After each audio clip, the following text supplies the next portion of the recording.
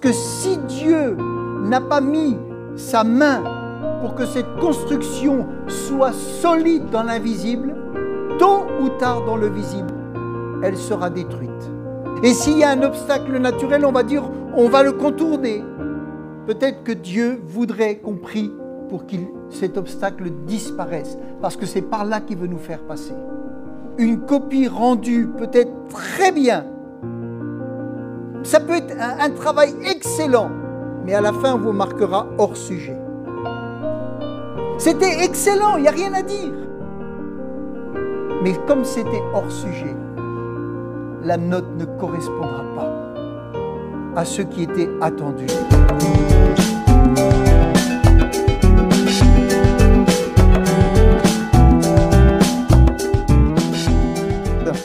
Et je voudrais continuer ce matin le message d'il y a 3 semaines, d'il y a 2 semaines, d'il y a 1 semaine, c'est-à-dire tout ce qui concerne la construction. Parce que vraiment, ce sont des choses importantes. On a parlé de la construction et c'est important. Les 3 cultes, les fondements, c'était les fondements, pardon. C'était les fondements et maintenant, on va commencer la construction. Si les fondements ne sont pas bons, la construction, même si elle peut être bien faite, ne tiendra pas. Et c'est pour ça qu'il faut vraiment parler des choses profondes et surtout des choses simples. Simples. On complique beaucoup trop alors que le Seigneur nous a donné des choses simples. Déjà, il est lui-même la pierre angulaire. N'oublions pas cela. Toute la construction se fait en alignement avec la pierre d'angle. Et on ne construit pas sur autre chose que sur Jésus. Et on avait vu toute une liste de choses sur lesquelles on veut construire, bâtir sa vie. Et ça, ce n'est pas une bonne chose. On bâtit sur Christ et sur le fondement des apôtres. Donc, ça, c'est la partie cachée. C'est tout ce qu'on ne voit pas, mais c'est tout ce qui va être si important pour que la construction tienne. Je ne sais pas si vous avez pris tout le fondement des apôtres pour votre vie, si vous croyez à la résurrection, enfin toutes ces choses qu'on a vues, je ne veux pas vraiment tout répéter, mais la première chose, c'est la repentance en Christ. Amen. C'est important. Renoncement aux œuvres mortes. Alléluia. Est-ce qu'on renonce? Est-ce qu'on a renoncé aux œuvres mortes? On reçoit le pardon, le salut.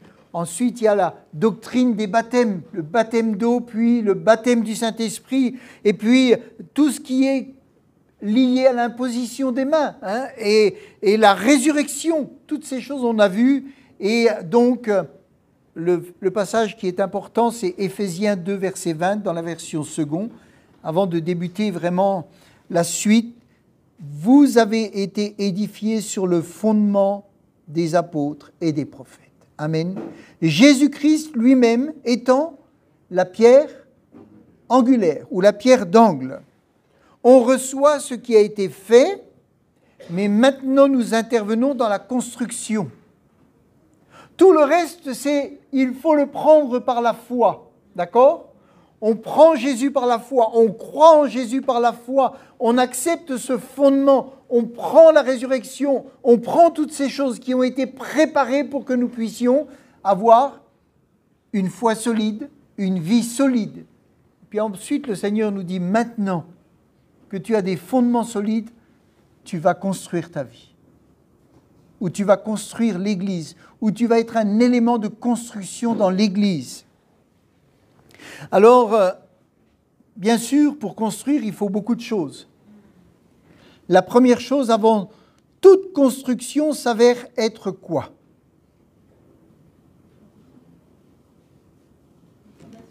Là?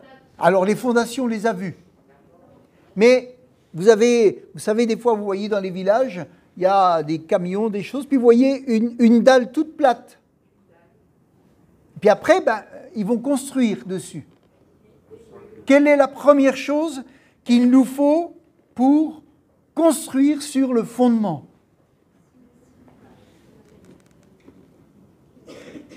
Je vous laisse réfléchir 2 minutes.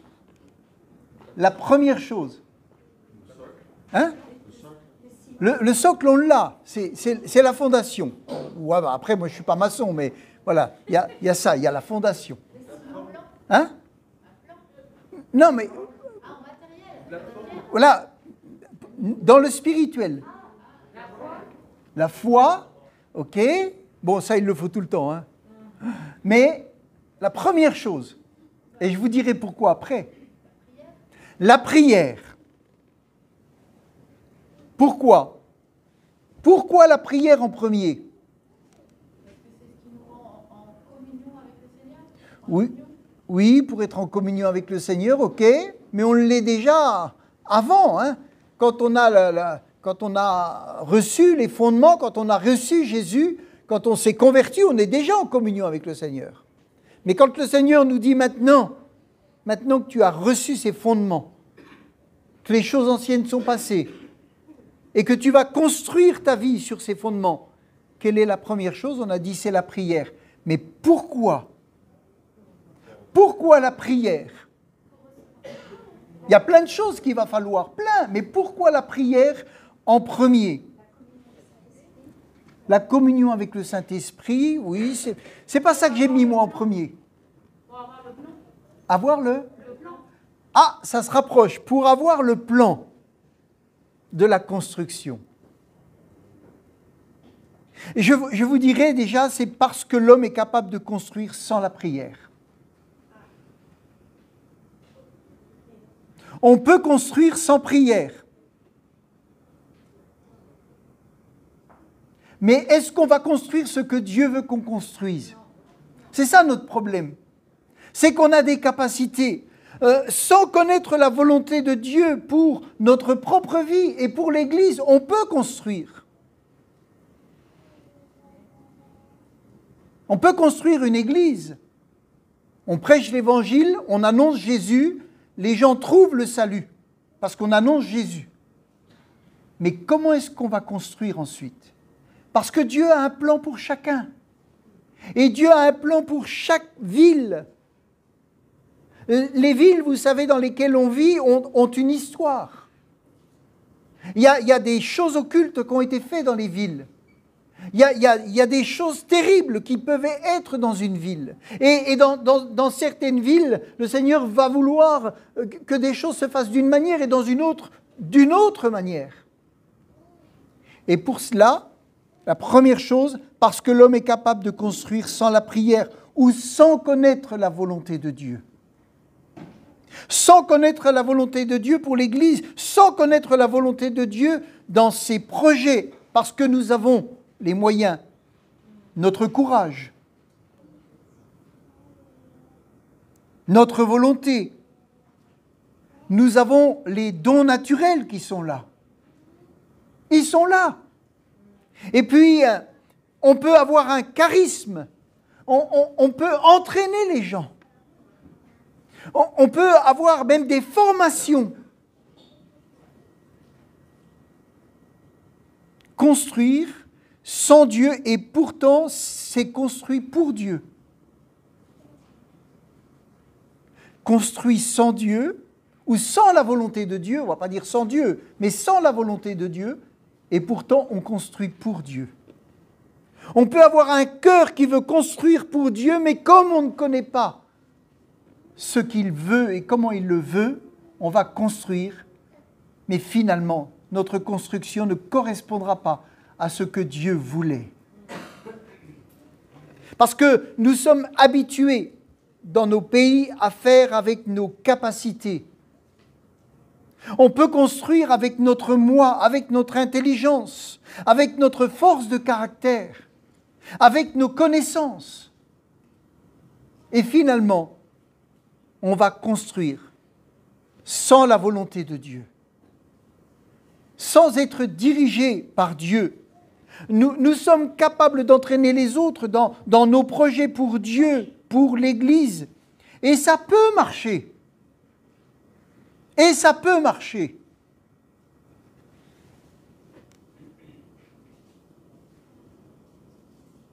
Voyez-vous, une construction peut tenir dans le visible mais elle ne tiendra pas dans l'invisible. Elle peut tenir dans le visible, mais elle ne tiendra pas dans l'invisible. Parce que si Dieu n'a pas mis sa main pour que cette construction soit solide dans l'invisible, tôt ou tard dans le visible, elle sera détruite. Et ça, c'est très important. C'est une grâce quand cela ne tient pas. C'est une grâce quand ça ne tient pas, parce que ça nous oblige à nous poser la question, pourquoi ça ne tient pas? J'écoutais un homme qui disait, un chrétien chinois est venu visiter les grandes églises des États-Unis. Et il était là, il y avait des choses, vraiment, il y avait des choses qui étaient faites, c'était formidable. Et il a dit une chose, c'est incroyable ce que les hommes peuvent faire sans Dieu. C'est incroyable ce que les hommes peuvent faire sans Dieu. Pour Dieu, mais sans Dieu. Dans le sens, est-ce que c'est ce que Dieu veut? Et ça doit nous interpeller. Parce que c'est par la prière que les puissances invisibles sont écartées de la construction selon la volonté de Dieu. Vous savez, devant les obstacles naturels, il peut y avoir des obstacles spirituels. Et devant les chemins tout tracés, il peut y avoir des pièges spirituels. Des fois, on va trouver un chemin tout tracé et on va dire « Oh Seigneur !» La route, ça s'ouvre tout seul. Mais s'il n'y a pas la prière, il peut y avoir des pièges spirituels. Et quand il y a un obstacle pareil, il peut y avoir des obstacles spirituels devant un obstacle naturel. Et s'il y a un obstacle naturel, on va dire, on va le contourner. Peut-être que Dieu voudrait qu'on prie pour que cet obstacle disparaisse, parce que c'est par là qu'il veut nous faire passer. La prière est avant tout, je dirais, un garde-fou individuel et collectif pour nous éviter de partir sur un mauvais chemin, ou de perdre du temps, des mois, des années, pour arriver derrière à un échec, pas parce qu'on n'a pas servi Dieu, mais parce qu'on n'a pas compris ce qu'il attendait vraiment de nous. On peut être en dehors du plan divin en étant chrétien, en ayant les fondements. On peut être en dehors du plan de Dieu. Ce n'est pas que les projets ne valent rien, mais que ce n'était pas le projet que Dieu voulait. Ce n'est pas qu'ils ne valent rien. Vous savez, je vous donne un exemple. Une copie rendue peut-être très bien. Ça peut être un travail excellent, mais à la fin, on vous marquera hors sujet. C'était excellent, il n'y a rien à dire. Mais comme c'était hors sujet, la note ne correspondra pas à ce qui était attendu. Et voyez-vous, ça c'est quelque chose, nous pouvons faire des choses très bien, mais hors sujet, hors projet de Dieu. Ça doit nous faire vraiment réfléchir. En tout cas, moi, ça me fait vraiment réfléchir. On peut faire des choses très bien, mais hors de la pensée de Dieu. Et on peut y mettre toute notre énergie.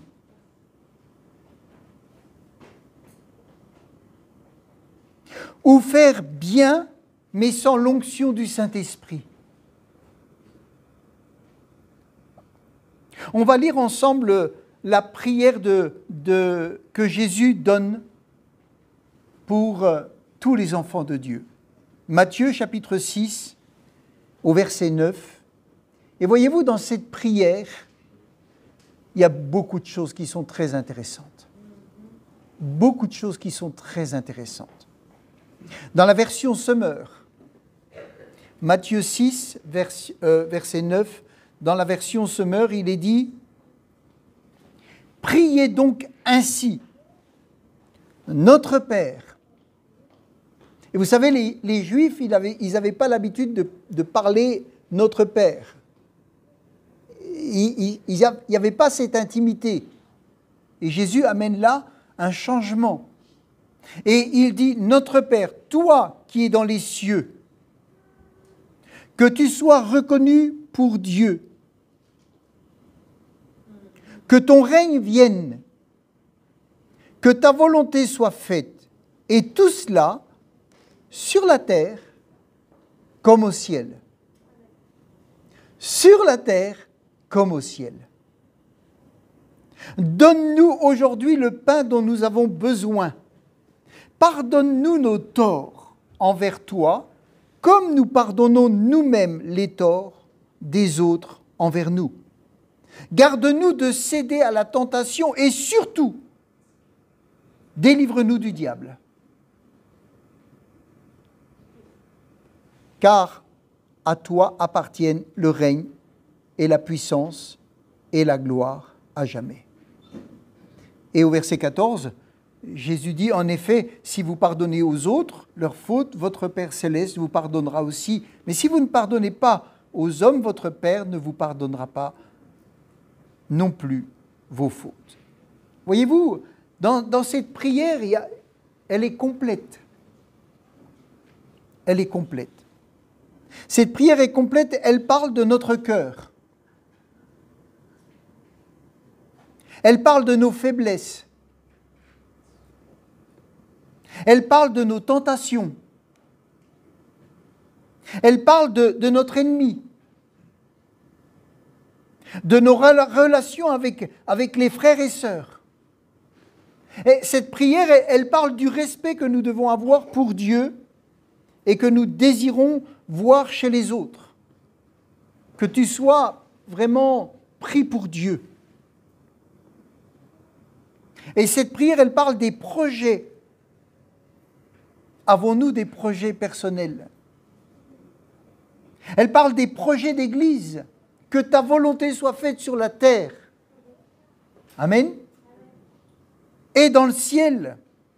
Des projets en équipe. Des projets pour la ville, pour les campagnes, des projets pour les enfants, pour les femmes, pour les hommes, pour les perdus, pour des locaux. Dans la prière de Jésus, il est dit que ta volonté soit faite sur la terre. Ça veut dire que ta volonté soit faite dans toutes les actions que nous allons faire sur cette terre, dans toutes les constructions que nous voulons faire sur cette terre, que ta volonté soit faite sur la terre et qu'elle puisse être faite dans les cieux. Ça veut dire que les cieux et la terre sont liés. Et si nous voulons que la volonté de Dieu soit faite sur la terre, Dieu va agir par notre prière pour que dans le ciel ce soit verrouillé et que tout ce qui veut empêcher que la volonté de Dieu se fasse sur la terre soit empêché dans le ciel.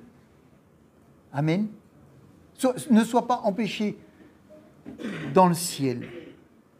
Que ta volonté soit faite. Et tout cela sur la terre comme au ciel. Quand il est dit « Garde-nous de céder à la tentation ». Garde-nous de céder à la tentation, mais au contraire, délivre-nous du tentateur, car c'est à toi qu'appartiennent pour toujours le règne. On n'est pas là pour régner, hein. On est là pour servir. On régnera avec le Christ. Mais pour le moment, on est là pour servir, pas pour régner. Que le règne t'appartienne pour toujours. La puissance. C'est la puissance de Dieu qui nous traverse. Nous ne sommes pas puissants, mais la puissance de Dieu habite en nous. Quand on commence à se sentir puissant, il faut faire attention. C'est la puissance de Dieu qui habite en nous. Et tout le temps que nous comprenons que nous ne sommes que des hommes et des femmes que Dieu aime, à qui il a donné son nom, sa puissance pour sa gloire, ça marche. Amen. Et la gloire. Et que la gloire soit au Seigneur. Amen. Une vérité, si vous savez, souvent nous associons la tentation au péché de la chair, au corps, à la vue, à tout ça. Mais ça ne se limite pas à ça. Et la prière de Jésus veut nous amener à comprendre que quand on dit « Seigneur, délivre-moi de la tentation », je crois vraiment qu'il faut prier en disant « Seigneur, délivre-moi de la tentation de faire comme je veux.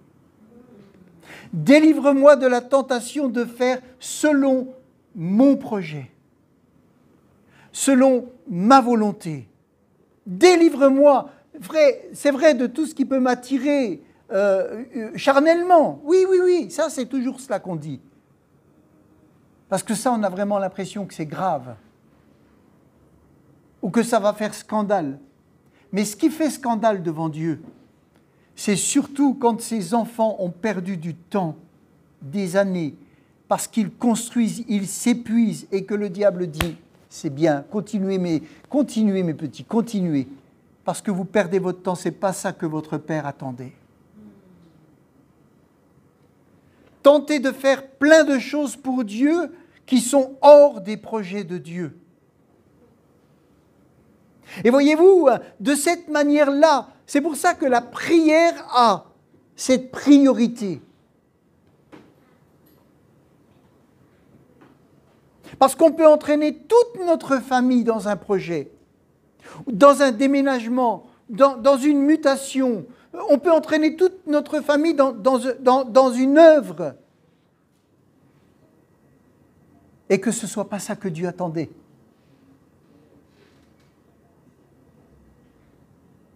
On peut même entraîner toute une église dans un projet. Et ce n'est pas ça que Dieu attendait. On peut même entraîner tout un groupe d'églises, une œuvre. Et ce n'est pas ça que Dieu attendait. On peut vouloir envoyer des missionnaires à un endroit. Et finalement, Dieu voulait qu'on les envoie ailleurs. C'est pour ça que la prière doit avoir cette place-là. Pour que le Seigneur nous garde de la tentation de faire ce que notre chair a envie de faire, ou ce que notre chair aura envie de voir comme choses merveilleuses qui vont briller. C'est Dieu qui doit briller. Amen. Dans le cœur des gens.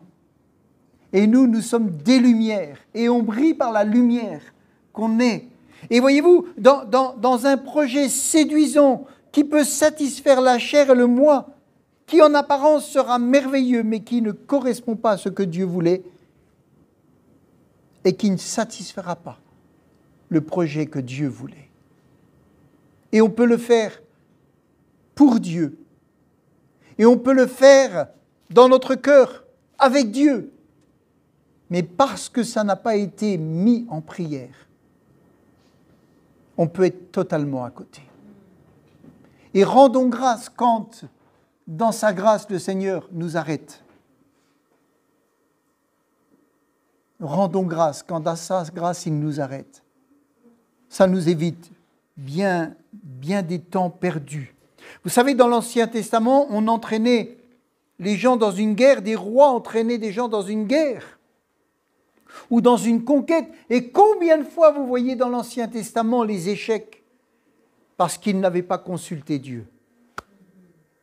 La bataille d'Aï, où il y a eu, je ne sais plus, 35 ou 36 morts. Simplement, les hommes qui avaient réussi à Jéricho, ils partent et ils vont attaquer Aï sans consulter Dieu. Simplement parce qu'ils étaient dans la victoire avec Jéricho. Ils étaient dans l'assurance avec Jéricho. Et ils se disaient, nous sommes forts parce que Dieu est avec nous. Dieu était avec eux. Mais ils ne savaient pas qu'il y avait un obstacle. Ils ne savaient pas qu'il ne fallait pas attaquer Aï de la même façon qu'ils ont attaqué Jéricho. Et voyez-vous, on peut avoir gagné dans un domaine, dans l'Église, et se dire, maintenant je vais aller là, et maintenant je vais faire ça, et maintenant je vais faire ça. Avec une bonne volonté. Mais si la prière n'a pas été mise en premier, si les choses ne sont pas claires dans notre cœur, si nous ne recevons pas une conviction pleine, saine et vraiment qui vient du Seigneur, n'attaquons pas le projet. N'attaquons pas le projet. La bataille d'Aï a été perdue parce qu'ils n'ont pas consulté Dieu avant d'aller. Ésaïe nous dit dans chapitre 55, verset 8, « Car mes pensées ne sont pas vos pensées, et vos voix ne sont pas mes voix, dit l'Éternel. »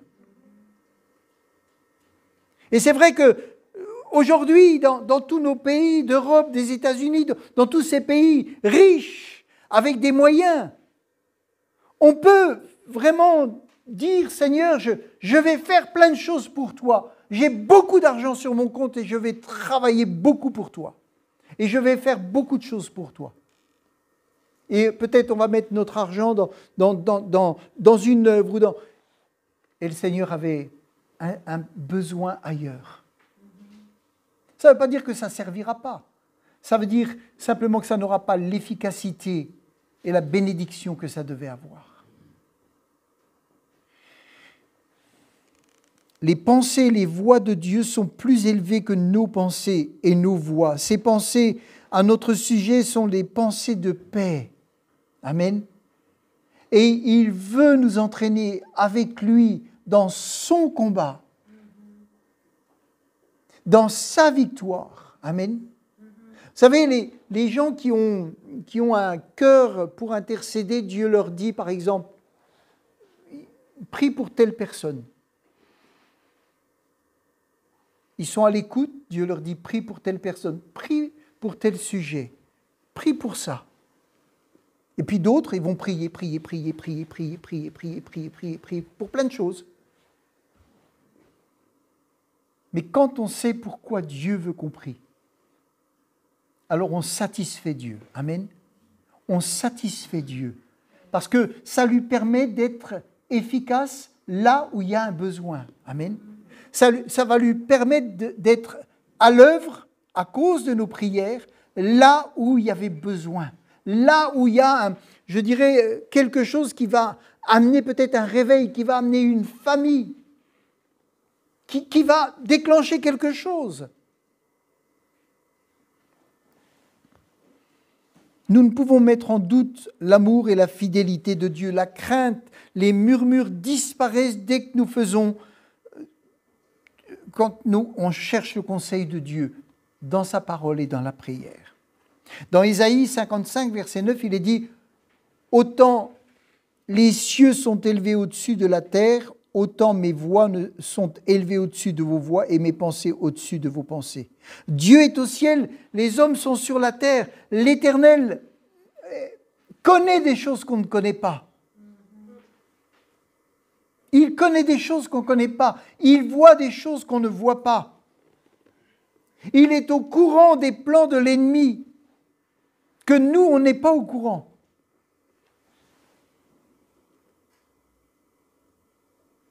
Garde-nous de céder à la tentation.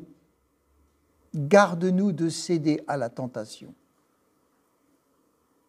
savez, quand on est très zélé, on peut être vraiment tenté de faire plein de choses. Et il faut garder ce zèle. Mais toute cette construction, tout ce zèle, toute cette bonne volonté qu'il va y avoir, toute cette énergie qui a envie d'être dépensée, elle doit être mise avant dans la prière. Il faut mettre tous les projets dans la gamelle et dire, Seigneur, lequel tu veux dans tout ça? Ou lequel en premier? Ou de quelle façon? Seigneur, je suis là, je veux. Mais comment, Seigneur? Comment tu veux que ça se fasse? Tentation veut dire en hébreu incitation à pécher. La tentation nous assaille de l'extérieur. Satan, le tentateur, cherche constamment à nous pousser au mal.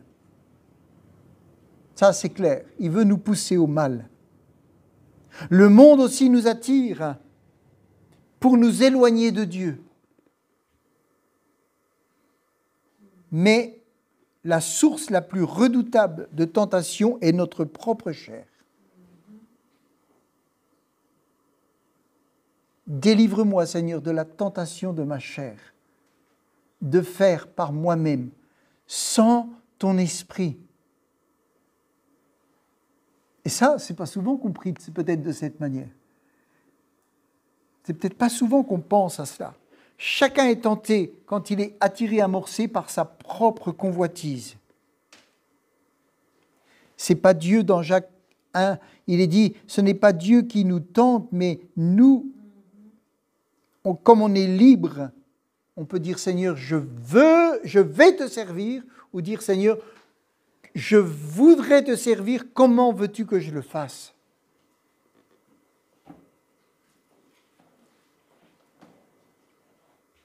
Amen.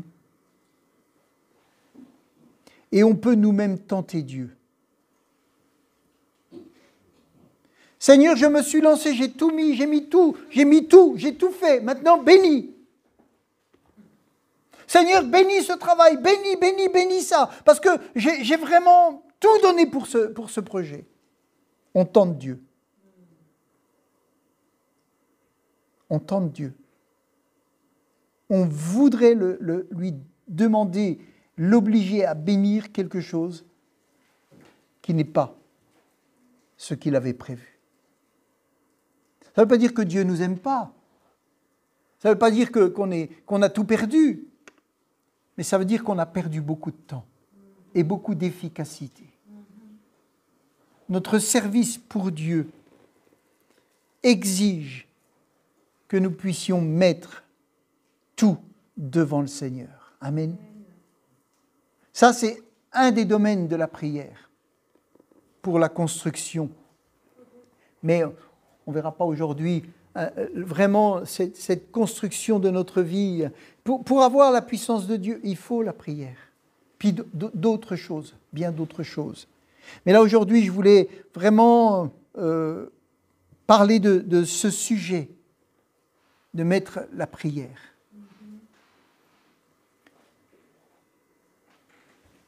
Constamment, les Israélites ont tenté Dieu. Et même dans le Nouveau Testament, on peut voir, il nous reste quelques minutes, on peut provoquer le Seigneur, l'obliger à agir d'une manière qui n'était pas selon sa volonté de Dieu. Et on peut jeûner et faire des prières et entraîner les gens et dire il faut prier, le Seigneur va agir, le Seigneur va faire. Oui, mais quand le Seigneur dit c'est pas ça que je voulais, on veut tenter Dieu pour qu'il réponde à quelque chose qui n'était pas ce qu'il avait prévu. C'est pour ça que nous devons vraiment veiller sur nos propres vies, sur l'Église, sur la façon de faire. Parce qu'on ne peut pas abuser du temps des gens. On ne peut pas abuser de la disponibilité des frères et sœurs. On ne peut pas abuser de la bonne volonté des gens pour les entraîner à faire ce qu'on veut qu'ils fassent. Mais quand Dieu a vraiment mis sa main et qu'il a dit « Frères et sœurs, allez-y. Ce projet, je l'approuve. » Et que des cœurs sentent que vraiment Dieu approuve. Alors là, il peut y avoir toutes sortes d'obstacles. Il faut y aller. Amen. Trop souvent, on a abusé du temps, du cœur, de la sincérité d'une personne, de son désir de vouloir servir Dieu, le fait qu'elle se donne tout entière. On va dire, ah, elle est là, elle est disponible, alors elle va rentrer dans mon projet. Faisons attention. Faisons attention. Ce n'est pas nos projets, c'est les projets de Dieu. Amen. C'est ce que Dieu veut. C'est ce que Dieu veut qui doit être fait. Amen. On peut se tromper. Je ne dis pas qu'on ne peut pas se tromper. Mais on dit, Seigneur, là, si je me trompe, arrête-moi tout de suite. Arrête-moi tout de suite. Arrête-nous tout de suite, Seigneur. On peut se tromper, mais on peut dire tout de suite, Seigneur, si vraiment c'est pas sûr. Vous savez, les Israélites vont dire, si Dieu est au milieu de nous, qu'il le montre. Ils défient Dieu. Ils tentent Dieu. Exode 17, verset 2. Alors, Exode 17, verset 2, il est dit, alors le peuple chercha querelle à Moïse. Ils dirent, donnez-nous de l'eau à boire. Et Moïse leur répondit, pourquoi me cherchez-vous querelle? Pourquoi tentez-vous l'Éternel? Pourquoi tentez-vous l'Éternel? Il est dit, il donna à ce lieu le nom de Massa et Mériba, parce que les enfants d'Israël avaient contesté et parce qu'ils avaient tenté l'Éternel. Délivre-nous de la tentation, mais délivre-nous, Seigneur, de te tenter. Une fois qu'on a fait ce qu'on a voulu, de te tenter et de te dire, maintenant approuve ce que j'ai fait. Il le faut pour que les hommes puissent m'approuver. Non, faisons attention. L'ennemi, vous savez, il est tellement rusé pour nous flatter, pour qu'on fasse selon ce qu'on pensait. Aujourd'hui encore, nous pouvons tenter Dieu. Regardez voir dans Acte 15, verset 5. Acte 15, verset 5. Oh, vous pouvez dire merci à Pierre, parce qu'il vous a évité, à vous, incirconcis, la circoncision. Et il vous a évité dans une conversation là. Il a évité qu'on reprenne les lois de l'Ancien Testament. Et lisez ensemble en Acte 15, verset 5. Il est dit, Acte 15, verset 5, « Alors quelques membres de l'Église qui avaient été membres du parti des pharisiens, avant de devenir croyants, intervinrent pour soutenir qu'il fallait absolument circoncire les non-juifs et leur ordonner d'observer la loi de Moïse. » Vous vous rendez compte? On a échappé à ça. Et si ça avait été accepté, ce n'était pas du tout la volonté de Dieu. Imaginez que, quand on lit la suite, heureusement qu'il y a eu une réaction. Heureusement qu'il y avait le fondement des apôtres qui étaient là. Parce qu'autrement, on aurait rajouté des choses. Et il ne fallait pas rajouter des choses. Il fallait simplement faire ce que Dieu voulait. Et là, on voit les apôtres et les anciens, verset 6, se réunir pour examiner cette affaire. Une grande discussion s'étant engagée. Ça a dû être chaud comme réunion. Vous savez, des fois, les gens ils disent, quand il y a une réunion où c'est un peu tendu, c'est pas normal, on doit être dans l'amour. Mais quand les enjeux sont comme cela, si c'est tendu, c'est qu'il y a une résistance. Et la résistance, elle peut être dans le mauvais sens, mais elle peut être dans le bon sens. Il faut faire attention de ne pas vouloir lisser tout quand les enjeux sont importants. Alors il faut que des gens se lèvent pour que la volonté de Dieu soit faite et pas ajouter ou retrancher quelque chose. Les apôtres et les anciens se réunirent pour examiner cette affaire. Une grande discussion s'étant engagée, Pierre se leva et leur dit « Hommes, frères, vous savez que dès longtemps Dieu a fait un choix parmi vous afin que par ma bouche les païens entendissent la parole de l'Évangile et qu'ils crussent. Et Dieu qui connaît les cœurs leur a rendu témoignage en leur donnant le Saint-Esprit comme à vous. Il n'a fait aucune différence entre nous et eux, ayant purifié leur cœur par la foi. Maintenant donc, pourquoi tentez-vous Dieu en mettant sur le cou des disciples un joug que ni nos pères ni nous n'avons pu supporter?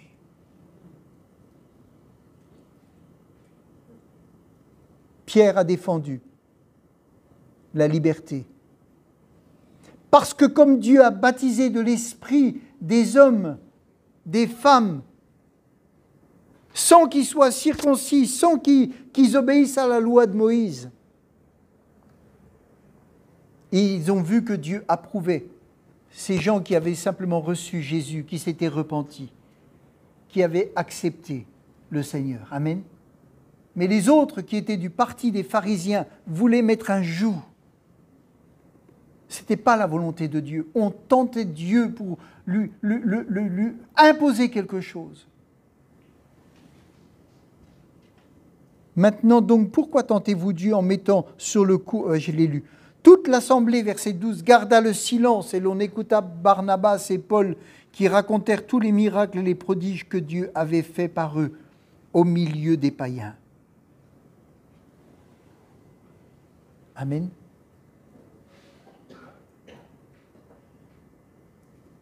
Paul écrit « Ne tentons point le Seigneur par les mauvais désirs et les impatiences qu'avaient déjà les anciens d'Israël. »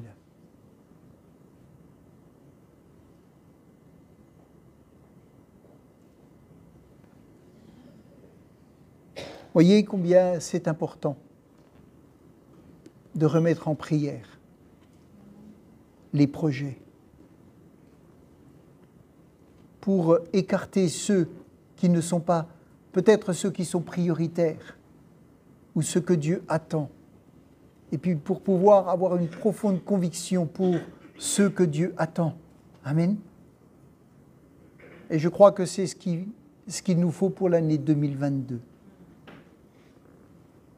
Dieu a donné des promesses pour cette Église à plusieurs reprises par des gens différents qui ne se sont pas consultés et même qui ne se connaissaient pas. Et il faut maintenant vraiment remettre en prière pour que ça se fasse comme Dieu le veut, dans l'ordre où Dieu le veut. Amen.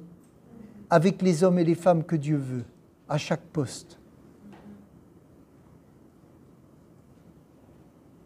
Et vous voyez, quand on regarde la prière que Jésus a donnée, si vraiment, dans notre propre vie, on prie dans ce sens-là, si on prie pour que la tentation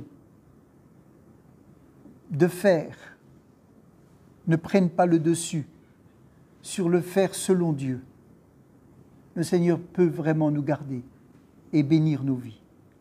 Parce que là, il va dire vraiment, celui-là, il veut faire ce qui me plaît. Amen. Il a vraiment envie de faire ce qui me plaît. Il bouillonne pour moi, mais il a vraiment envie de faire ce qui me plaît. Ça veut dire que je vais pouvoir lui demander de faire quelque chose qu'il n'a pas prévu, mais pour lequel je serai avec lui et je le bénirai. Jésus lui-même a dit, non pas ce que je veux, mais ce que tu veux, Seigneur. Combien de fois nos prières sont dirigées par ce qu'on a envie. Et on demande au Seigneur de rentrer dans notre projet. Mais si nous apprenons à dire, Seigneur, j'ai plein de projets, j'ai plein d'envies, mais Seigneur, je veux vraiment que ce soit celui que tu prévois. Ou alors peut-être, Seigneur, tu en as peut-être un que je n'ai pas prévu. Et des fois, c'est celui-là que Dieu veut. Parce qu'il voit en nous le moyen, la capacité, et peut-être parce que nous pouvons le supporter. Et ça ne nous plaît pas toujours. Mais c'est vraiment ce que Dieu attend. Et c'est là où il bénira. Et c'est là où notre témoignage sera rayonnant. Parce qu'on verra les miracles de Dieu. On verra que ce n'est pas nous, par nos propres forces, et que ce n'était même pas dans ce qu'on désirait, comme on voulait, mais que Dieu a été honoré, que toute la gloire va lui revenir, que c'est lui qui va être honoré. Amen. Et je pense qu'il y a deux choses que la chair ne supporte pas, c'est la prière et la parole. Parce que la prière et la parole, ce sont les moyens que Dieu nous donne pour faire sa volonté et pour connaître son cœur, son caractère et pour pouvoir aller de l'avant. Et nous sommes souvent partisans de faire beaucoup de choses, mais sans la parole et sans la prière. Que ce soit même dans notre propre vie ou dans une organisation. Et on ne doit pas abuser de la bonne volonté des gens. des frères, des sœurs. On doit vraiment respecter et dire, prions ensemble, cherchons ensemble. Les gens ne nous appartiennent pas, ils appartiennent à Dieu. Et on doit vouloir simplement que Dieu puisse les bénir et qu'ils soient là où Dieu les veut. Amen. Là où Dieu les veut. Et si on a ce cœur-là, le Seigneur honore et il bénit. Amen. Ce n'est pas notre œuvre, c'est l'œuvre de Dieu. C'est l'œuvre de Dieu. Amen. Et je crois que si dans cette fin d'année, dans ce début d'année, ceux qui sont des hommes et des femmes de prière, qui ont vraiment cette envie-là, alors nous pouvons nous réunir pour demander que le projet de Dieu, on a peut-être perdu beaucoup de temps, mais que le projet de Dieu puisse s'accomplir. Amen. Que le projet de Dieu puisse s'accomplir. L'apôtre Paul dit de ne pas revenir sur les fondements, mais de se perfectionner. Perfectionnons-nous. Amen. Et si vous n'avez encore pas les fondements, alors on peut prier. Si vous n'avez pas le baptême du Saint-Esprit, si vous n'arrivez pas à croire à la résurrection, si vous n'arrivez pas à croire au jugement, si vous ne croyez pas que l'imposition des mains est un moyen, un fondement des apôtres, on peut prier. Amen. Et le Seigneur va travailler pour vous donner un fondement solide. Et après, construisons ensemble en mettant la prière en premier. Et ce sera efficace. Amen. Ce sera efficace. Seigneur, merci. Nous te rendons grâce.